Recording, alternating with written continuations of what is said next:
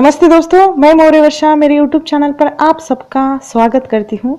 आज हम उपेंद्रनाथ अश्क का अंजो दीदी ये नाटक देखने वाले हैं। ये नाटक देखने से पहले इसका प्रकाशन वर्ष जो 1955 में ये प्रकाशित हुआ है। इस नाटक में 2 अंक हैं और इस नाटक का जो विषय है यानी ये मनोवैज्ञानिक और एक सामाजिक नाटक है। ठीक है, उपेंद्रनाथ अश्क के जितने भी नाटक हैं उन नाटकों में ये नाटक सर्वाधिक प्रौढ़ रचना रही है उनकी और रंगमंचीय दृष्टि से अत्यंत सफल नाटक है और सबसे ज़्यादा प्रसिद्धि जो अंजो दीदी नाटक के माध्यम से ही लेखक को मिली है। उच्च मध्य वर्ग ने कुछ खोखले अभिजात्य संस्कारों को एक ढोनी की या ओढ़कर जीवन जीने की यांत्रिकता होती है, उस यांत्रिकता को इस नाटक में दर्शाया गया है। एक मानसिक रोग का रूप ले चुकी एक प्रवृत्ति रही है हमारे समाज में और एक स्त्री के माध्यम से इस नाटक को चित्रित किया गया है। ठीक है, अब इस नाटक के जो मुख्य पात्र है उसमें आते हैं श्रीपत, दीदी। जो मुख्य पात्र इस नाटक का है दीदी यानी अंजो दीदी या अंजलि, वो जो इस नाटक की मुख्य पात्र, इस नाटक की नायिका है, यानी ये नाटक नायिका प्रधान नाटक है ऐसा हम कह सकते हैं। अंजो दीदी के बाद आता है उसका भाई श्रीपत, जो उसका भाई है वकील साहब। उनका नाम आता है इंद्र नारायण, जो अंजो के पति हैं राजू। नीरज उसका बेटा है और नीरज का ही पुत्र उसमें नीलम ऐसा आया है, जो बाद में ओमी और नीरज की जब शादी होती है, ओमी अंजो की बहू है और नीलम उसका पुत्र है। अनीमा उसकी बेटी रहती है और मुन्नी ये उस घर की काम करने वाली नौकरानी है। ठीक है, अभी इस तरह ये नाटक है, 2 अंकों में ये नाटक विभाजित है। तो इस नाटक की जो कथा वस्तु है इसको हम देखते हैं। पहले नाटक की शुरुआत अंजो दीदी के डाइनिंग रूम से होती है। वह अपनी नौकरानी को फटकारती है कि तुमने 8 बजे नाश्ता क्यों नहीं तैयार किया, और मेज पर लगाने के लिए भी कहती है। और इस जिसमें बचपन से ही जो अंजो है नाना के गोद में पलने के कारण, लेने के कारण अंजो पर नाना के विचारों का प्रभाव ज़्यादा हावी हो गया है। अंजो के नाना के कुछ आदर्श और मान्यताएं थी। वे अपने घर के जो किंग थे, किंग कैनुट ऐसा शब्द प्रयोग किया है, तो किंग थे। अंजलि को नाना जी से जो विरासत में जो भाव या दुर्भाव मिले थे वो दूसरों पर छा जाने का स्वभाव था। अंजलि भी इसी स्वभाव या दमन की अमूर्त प्रतीक रूप में नाटक में उभरी है। अंजो के विचारों का प्रभाव नाटक में आरंभ से जो अंत तक दिखाई देता है। नाना जी से विरासत में मिले जो कुछ गुण अवगुण थे, ये गुण अवगुण हम नाटक में देखते हैं अंजलि के माध्यम से। अब गुणों के कारण अंजो में वह हट है जिससे वह दूसरों को पराजित कर देती है। वह कहती है कि हमारे नाना जी कहा करते थे कि वक्त की पाबंदी सभ्यता की पहली निशानी है। ये इस नाटक का संवाद है। हमारे नाना जी कहा करते थे कि वक्त की पाबंदी सभ्यता की पहली निशानी है। सुबह उठने से लेकर रात में सोने तक वह सभी को अपने वर्चस्व में रखती है। अब अंजो ने दिन भर का अपना पूरा कार्यक्रम बना लिया, अपना ही नहीं अपने परिवार का भी बना लिया है, और सब समय पर होना चाहिए और उसमें कठोर नियम भी उसने बना लिए। ठीक 8 बजे सारा परिवार नाश्ता करेगा, दिन के 1 बजे दोपहर का भोजन होगा, 3 बजे नाश्ता और 3 बजे यानी मैंने कहा दोपहर के 3 बजे नाश्ता और रात के 9 बजे जो रात का भोजन होना ही चाहिए, ऐसा अंजो को लगता है और होता भी है कई बार। अब उसका बेटा जो नीरज है अपनी माँ की सारी बातें मानता है, यानी वह अपने माँ के नियमों का पालन भी करता है। समय पर आराम, समय पर खाना पीना, खेलना, इस वजह से वह नीरज से खुश है। अपने बेटे नीरज की तारीफ वह अपनी बेटी अनीमा से करती है। परिवार के ही सदस्य नहीं तो घर के अन्य सदस्य, नौकर और वस्तुएं भी अपने आप को अंजो के हवाले कर देती है। अंजलि या अंजो का जो पति है इंद्र नारायण एक वकील है। पहले हमेशा हंसमुख रहते थे, यानी शादी के पहले जैसे ही अंजू के साथ उनकी शादी हो जाती है। घर में अंजू का वर्चस्व स्थापित हो जाता है। वर्चस्व और दमन के कारण उनका हंसमुख स्वभाव कहीं खो गया है और सिर्फ एक कठपुतली जैसे बन गए हैं। अपनी मजबूरी के चलते अंजू के इशारों पर वह नाचने लगते हैं। पति में ये हुआ परिवर्तन अंजू को गर्व जैसा महसूस होने लगता है और उसे लगता है कि पति मेरी हर एक बात मानता है। पहले से अच्छा अब मेरे पति हैं, क्योंकि पहले उनका जो स्वभाव अच्छा नहीं था, ऐसा उसे लगता है। एक तरफ से अंजू का अपने पति पर जुल्म हो रहा है, उसकी खुशियों को दबोचा गया है। वे अपने पति की भावनाओं को समझ ही नहीं पाई है। उनका विवाह पूर्व जीवन और बाद का जीवन, इसमें काफी अंतर हमें नाटक में दिखाई देता है। पति द्वारा किया गया समझौता अंजू को अपना वर्चस्व चलाने का एक हथियार मिलता है। एक दिन अचानक अंजू का भाई और नीरज का जो मामा है श्रीपद उनके घर आता है।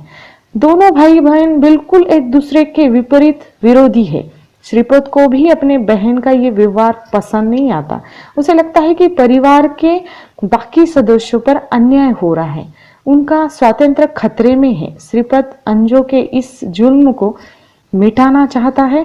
धीरे धीरे वह घर के बाकी सदस्यों से इस बारे में बात भी करता है। अपने जीजाजी से बात करता है कि आप बूढ़े हो चुके हो, आप दीदी की है हर एक बात क्यों मानते हो, ताकि इसका विपरीत परिणाम परिवार पर हो रहा है, ऐसा श्रीपद को लगता है और वह परिवार के अनुशासन को अस्त व्यस्त कर देता है। वह अपने जीजाजी तथा नीरज को साथ लेकर दही के बड़े, मूंगी के लड्डू, कुल्फी आदि का मजा लेता है और शाम को श्रीपद और उसके जीजाजी मनसोक्त होटल में जाकर शराब पीते हैं। तभी से इंद्र नारायण की शराब की आदत ज्यादा बढ़ जाती है, जो श्रीपद जाने के बाद भी वह छूटती नहीं। श्रीपद जो है अंजू दीदी की आदत को तोड़ता है। वह अपने बहन अंजू को समझाता भी है कि उसके कड़े स्वभाव के कारण ये सारा परिवार का भविष्य समस्या मूलक हो जाएगा। श्रीपद कहता है कि उसका मानना है कि हर एक व्यक्ति का अपना नैसर्गिक स्वभाव होता है, वह उसने नहीं छोड़ना चाहिए। धीरे धीरे श्रीपद के कहने पर घर के सारे सदस्य अपनी आदतों के अनुसार जीवन बिताने लगते हैं। जो बेटा अंजलि से ऊंची आवाज में बात तक नहीं करता था, माँ के हर नियम का पालन करता था, एक दिन वही जो निसंकोच अपनी माँ से कहता है मुझे डिप्टी कमिश्नर नहीं बनना है, मैं क्रिकेट का कप्तान बनूंगा। यानी जो अंजलि की इच्छा होती कि बेटा अपना डिप्टी कमिश्नर बने, लेकिन वह क्रिकेट का कप्तान बनना चाहता है।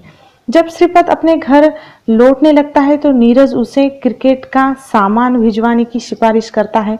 अंजलि को मालूम पड़ता है कि श्रीपद के कारण ही घर का वातावरण पूरा बदल चुका है, खराब हो चुका है। श्रीपद के चले जाने के बाद वह फिर एक परिवार की भांति सभी लोगों को अपने अनुशासन में लाने की नाकामयाब कोशिश करती है, लेकिन असमर्थ हो जाती है। मानसिक रोग से पीड़ित हो जाती है। पति का अधिक शराब पीना वह बर्दाश्त कर नहीं पाती और अपनी ऊपरी जो आप यानी एक मनोवैज्ञानिक जो मानसिक रोगों से उसके ऊपर हावी हो जाता है और इस कारण वह आत्महत्या करती है।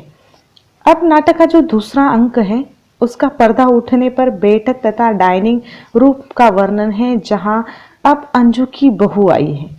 वह चली जाकर भी 3 साल हो गए हैं, लेकिन प्रतिनिधि के रूप में बहू ओमी को छोड़ दिया गया है। अब उसका प्रतिनिधित्व उसकी बहू कर रही है, ऐसा यहाँ नाटक में कहने का कोशिश की है नाटककार ने। उसका बेटा नीरज बनावटी स्वभाव के पीछे चलने लगता है। उसका पति इंद्र नारायण अपने पत्नी के आदर्शों पर चलने लगता है। इस प्रकार मरने के बाद भी अंजू का दमन जारी रहता है उस परिवार में।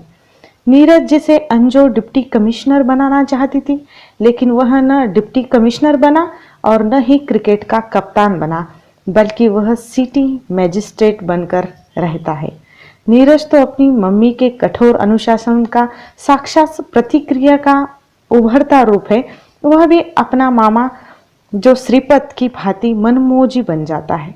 नीरज जो अपने बेटे को जो नीलम को क्रिकेट का कप्तान बनाना चाहता है, लेकिन नीरज की पत्नी ओमी उसे ICS बनाना चाहती है।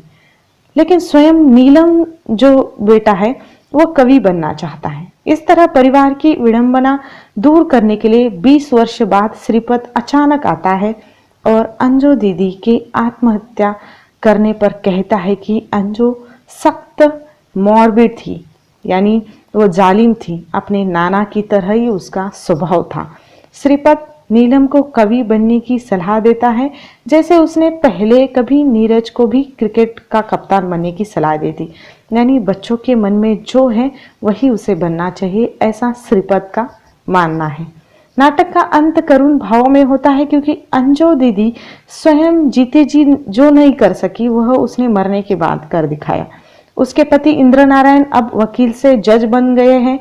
वे अंजू के बाद बिल्कुल तन्हा और गंभीर जीवन बिताते हैं और अंजू की जो फोटो है या चित्र की तरफ देखकर कहते हैं, जरा सी गलती पर अपनी सनक में तुमने मेरे 5 बरस रेगिस्तान बना डाले। अंजू, मैं तुम्हें क्या कहूँ। सचमुच जो वकील साहब का जीवन अब तक हृदय द्रावक करुण कथा की जैसा था। जब श्रीपत उन्हें बताता कि अंजू दौरे से नहीं बल्कि जहर खाकर मरी थी और उसने ये सब उनकी शराब की आदत छुड़ाने के लिए किया था। नीलम कवि बनना चाहता है, लेकिन माता के नियंत्रण के कारण नहीं बन सका। इस नाटक की ट्रेजेडी आनुवंशिक प्रवृत्ति पर निर्भर है। इस नाटक से अंततः इतना ही कहा जा सकता है कि जो जैसा है उसे वैसा ही रहने देना चाहिए। जब कोई आदमी अपनी वास्तविक मनोवृत्ति को छोड़ता है तो अपने जीवन में असफल हो जाता है। अब यह हो गया नाटक और नाटक की जो कथा वस्तु। अब इस नाटक के जो विषय हैं या इसमें से जो कुछ निष्कर्ष निकलते हैं वे हम देखेंगे। इस नाटक के जो निष्कर्ष है या विषय हैं, इसमें आते हैं पहले मानसिक रोग से ग्रस्त महिला का चित्रण, अभिजात वर्गीय महिला, अनुशासन प्रिय महिला यानी अंजू, यांत्रिक ढांचे को ढालने की जो प्रवृत्ति है इसमें हमें देखने को मिलती है, जीवन की यांत्रिकता, अहमवादिता एवं प्राचीन संस्कारों के दुष्प्रभाव, परिवार की विडंबना और मध्यवर्गीय समाज की जो द्वंद्व अवस्था है इसमें हमें देखने को मिलती है। ठीक है, ये रहा जो अंजू दीदी नाटक, बहुत ही प्रसिद्ध और उपेंद्रनाथ अश्क का सबसे प्रभावी और प्रौढ़ रचना अंजू दीदी। ठीक है, धन्यवाद।